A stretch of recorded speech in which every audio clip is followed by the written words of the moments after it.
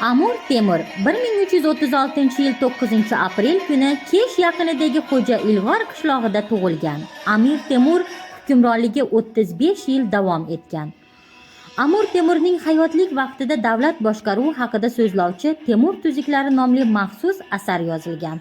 Asar ikki qismdan iborat bo'lib, o'rta asrning bebaho tarixiy manbasi hisoblanadi. Unda Temurning hayotiy voqealari bilan bog'liq tarjimai holi, atoqli davlat arbobi va sarkardaning harbiy san'atga bo'lgan nuqtai nazari, davlat tuzilishi va boshqaruvi kabilar bayon qilingan.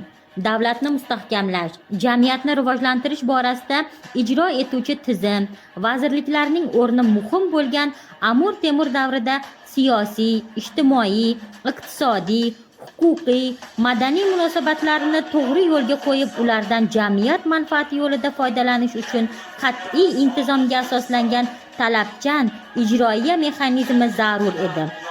Sohibqiron ana shunday tizimni yarata olgan. O'z navbatida Temur tuziklari asari davlatni idora qilish usullari, qo'shinni tashkil etish qoidalari, urushlarda amalga oshirilishi zarur bo'lgan turli harbiy uslublar singari qator siyosiy, huquqiy, harbiy va axloqiy g'oyalar va me'yorlarni o'z ichiga olgan. Temur tuziklarining markazida siyosat inson, sohasida uning o'zidan qadr qimmatini joyiga ta'limotlar, to'ra tuziklar qoldirgan. Amir Temur 1405-yil Xitoyda yurishi vaqtida O'trol shahrida vafot etgan.